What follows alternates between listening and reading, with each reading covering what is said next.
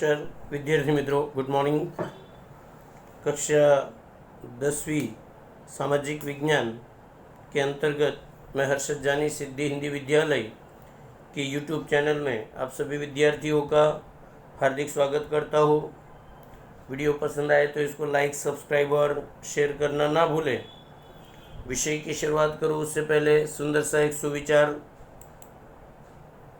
पसीने की शाही से जो लिखते हैं अपने इरादों को, पसीने की शाही से जो लिखते हैं अपने इरादों को, उनके मुकद्दर के पन्ने कभी कोरे नहीं हुआ करते। अर्थात जो हार्डवर्क करता है, जो मेहनत करता है, उन लोगों की कभी हार नहीं होती। तो इसी मेहनत की शुरुआत के साथ 1 मिनट की मिलकर सब प्रार्थना करते हैं।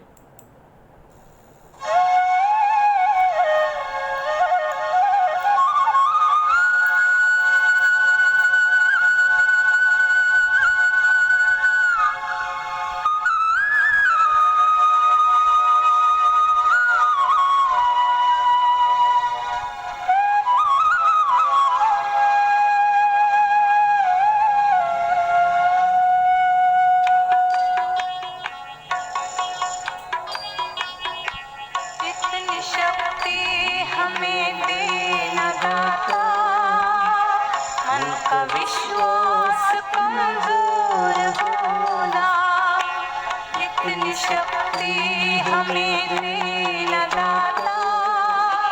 मन का विश्वास कमजोर होना, हम चले नेक रास्ते पे, हमसे भूल कर भी कोई भूल होना। इतनी शक्ति हमें देना दाता, मन का विश्वास कमजोर होना। हम चले नेक रास्ते पे, हमसे भूल कर भी कोई भूल होना। इतनी शक्ति हमें देना दाता, मन का विश्वास कमजोर होना।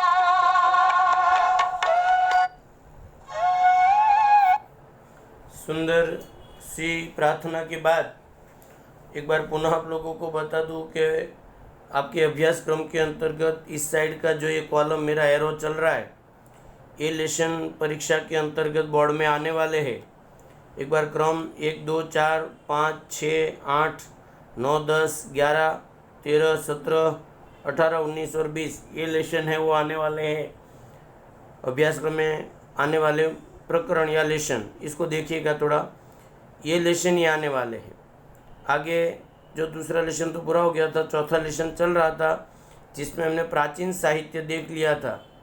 फिर भी लेसन चौथा भारत की साहित्यिक विरासत वाला लेसन चल रहा था। उसके अंतर्गत मैंने साहित्य की परिभाषा आप लोगों को बता दी। फिर भी एक बार पुनः कि जब कोई लेखक के मन में उपस्थित होने वाले विचार शब्दों का स्वरूप धारण करके किताब बनती है तो उसे साहित्य कहते हैं। उन साहित्य की बात के बाद आगे का आप लोगों का जो मुद्दा है, पेज नंबर 32 पर जाइएगा। मध्यकालीन साहित्य नाम का टॉपिक है। अब ये मुद्दा जब लिखते हैं तो आप लोगों को मध्यकालीन साहित्य लिखकर क्रम देते जाने, बस इसमें और कुछ याद नहीं रखना है कौन कौन लेखक आए और कौन कौन सी उसकी किताब आई। तो एक बार मैं फटाफट थोड़ा देखते जाता हूँ, आप लोग देखते जाइएगा। शुरुआत में मध्य युग के अंतर्गत कश्मीर में 2 महान ग्रंथ लिखे गए। एक था कथासरित सागर, जिसके लेखक आप लोगों को पहले नंबर लिखना है कथासरित सागर, और उसके सामने लिखना है उसके लेखक या कवि का नाम, सोमदेव। दूसरा लिखा गया कल्हण के द्वारा, कौन सा, राजतरंगिणी। मतलब पहला कथासरित सागर, लेखक का नाम सोमदेव, दूसरा राजतरंगिणी जिसका नाम कल्हण। और अगर आपके पास समय तो आप लिख सकते कि राजतरंगिणी क्या था, क्योंकि राजतरंगिणी में कश्मीर का इतिहास लिखा गया था और वो भारत का सर्वप्रथम ऐतिहासिक ग्रंथ।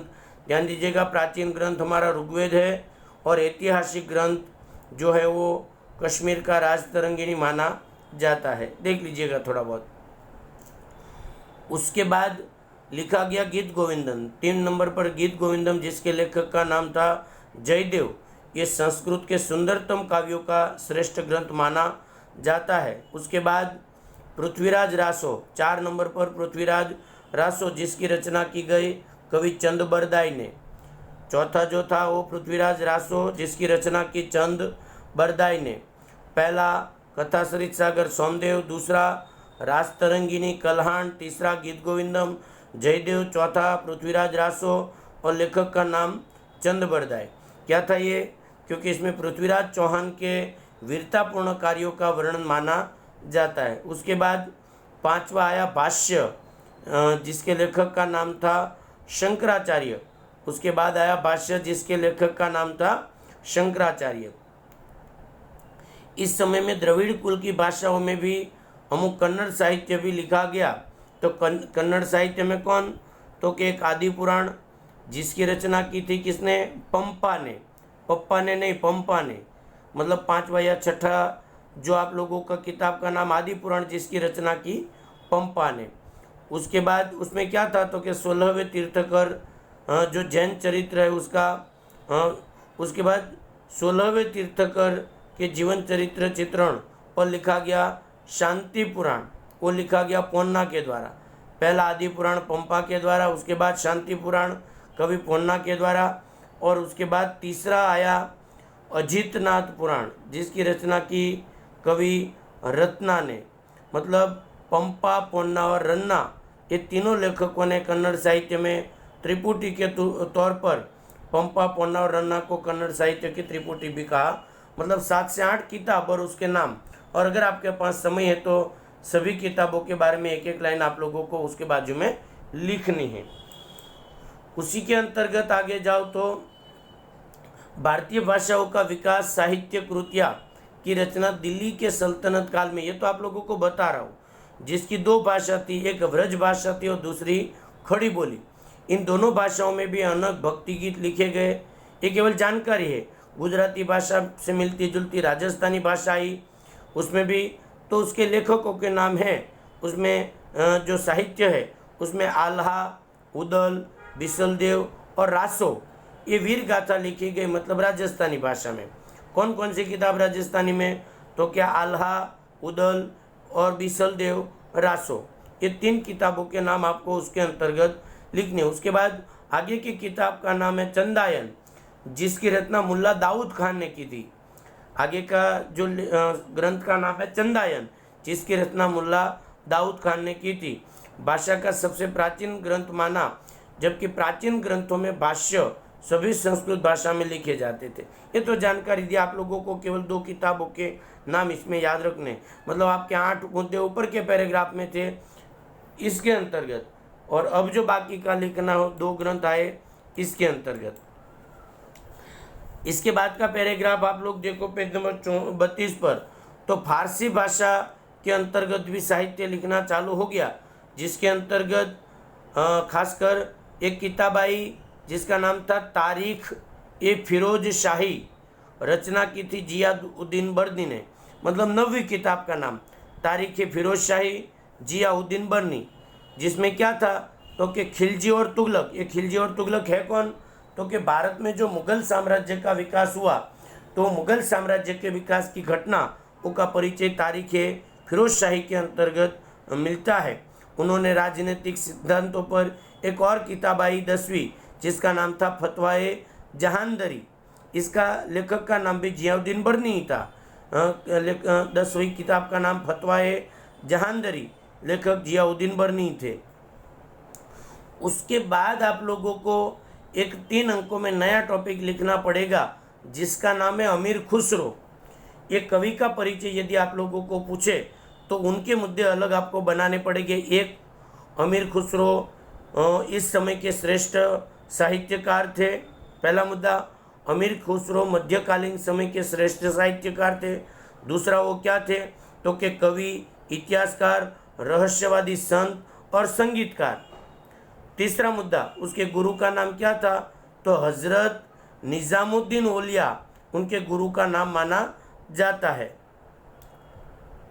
उसके बाद उनकी रचनाओं के नाम, मतलब उसकी किताबों के नाम। चौथा मुद्दा को अमीर खुसरो की किताबों के नाम आशिका, दूसरी नूर, तीसरी सिपिहर और चौथी किरातुल सदायन। उसके बाद भी उन्होंने अनेक ग्रंथों की रचना की और उसकी विशेषता अमीर खुसरो की कि उन्हें भारतीय होने पर गर्व था, इसलिए वो भारत की भूमि को दुनिया का स्वर्ग मानते थे। पांचवा अमीर खुसरो में पहला श्रेष्ठ साहित्यकार, दूसरा कवि इतिहासकार रहस्यवादी संत, चौथा उसके गुरु का नाम निजामुद्दीन औलिया, पांचवा उसकी किताबों के नाम और छठा उनकी विशेषता कि उनको भारतीय होने पर गर्व था, इसलिए वो भारत को दुनिया का सबसे बड़ा स्वर्ग मानते थे। आगे उसी के अंतर्गत उसकी पुस्तकों में सातवां मुद्दा अमीर खुसरो में उसकी पुस्तकों में कौन सी बात का वर्णन, तो कि भारत का वातावरण, उनकी सुंदरता, उनकी इमारत, उनके ज्ञान विज्ञान की उसने खूब प्रशंसा की। मतलब अमीर खुसरो ने भारत का वातावरण, उनकी सुंदरता, इमारत, ज्ञान विज्ञान वगैरह की प्रशंसा की। वे दृढ़ रूप से मानते थे कि हिंदू धर्म का जो सारत्व है, समानता है, वो इस्लाम धर्म के साथ जुड़ा, ये उनकी मान्यता है और वो लोग मानते थे। उन्होंने कौन सी भाषा का विकास किया था, तो कि हिंदवी, क्योंकि दिल्ली और उसके आसपास जो हिंदी बोली जाती थी उसको उसने हिंदवी का नाम दिया, इसलिए वो हिंदी को अपनी मातृभाषा के रूप में मानते थे। 6-7 मुद्दे हुए। हिंदी और फारसी को मिलाकर उसने क्या लिखा, क्योंकि चौपाई और दोहे, मतलब अमीर खुसरो ने अपनी किताबों के अंतर्गत दोहा और चौपाई जैसी रचना की है। अमीर खुसरो के परिचय के बाद आप लोगों को प्रादेशिक साहित्य के बारे में लिखना है। तो प्रादेशिक साहित्य की बात करूं तो भक्ति मार्ग के संतों के लोगों ने, ये केवल जानकारी दे रहा हूँ, जिसमें प्रादेशिक साहित्य में कबीर जैसे कई संतों का समावेश, उसमें भोजपुरी, अवधी, हिंदी भाषा की मुख्य, मतलब कबीर ने सधुकड़ी भाषा के बारे में लिखा। उनके जो दोहे हैं वो लोक साहित्य के अंग बने, मतलब कबीर का परिचय 2 लाइन में। दूसरा मलिक मोहम्मद जायसी, उसने किताब लिखी पद्मावत, जिसकी भाषा थी अवधी।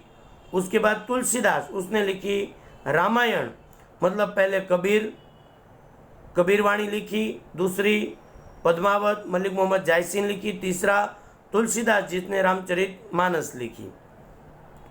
इस युग में हिंदी के अलावा भी साहित्य का निर्माण हुआ, तो अन्य साहित्यों में खासकर बंगाली के अंतर्गत नाम आया कृतिवास, जिसने बंगाली में रामायण, और उसके बाद चंडीदास ने सैकड़ों गीतों की रचना की।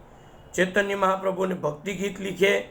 गुजराती में नरसिंह मेहता ने लिखा, मराठी में नामदेव और एकनाथ ने मराठी के अंतर्गत किताब लिखी। जैनुद्दीन के आश्रय में कश्मीर में भारत में राज्य तरंगिणी जैसे अलग अलग प्रकार के ग्रंथों का भी निर्माण हुआ। मतलब इसमें प्रादेशिक साहित्य में कबीर, तुलसी, मलिक मोहम्मद जायसी, उसके बाद बंगाली में कृतिवास, चंडीदास, गुजराती में नरसिंह मेहता और मराठी में नामदेव, सभी लेखकों के सामने उनकी किताब, और अगर किताब का नाम आपको दिया नहीं है तो उनकी भाषा कौन सी थी और उन्होंने क्या क्या लिखा, इस प्रकार से 10 से 15 मुद्दे जो आप लोगों के भाषा साहित्य के मध्यकालीन के हैं उनको आपको बनाना रहेगा। इस प्रकार से आप लोगों को ये पूरा टॉपिक अभी लिखना है। मुद्दा तो चालू ही है, और इतना लिखने के बाद बाकी की जो जानकारी है वो अगले वीडियो के अंतर्गत हम लोग देखने का प्रयत्न करेंगे। अंत तक वीडियो को देखने के लिए आप लोगों का बहुत बहुत धन्यवाद। वीडियो पसंद आए लाइक, सब्सक्राइब और शेयर करना ना भूलें।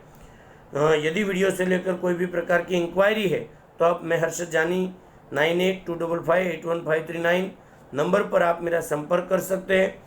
पुनः एक बार आगे की जानकारी अगले वीडियो के अंतर्गत लेंगे। धन्यवाद। जय हिंद, जय भारत, वंदे मातरम। बहुत बहुत धन्यवाद।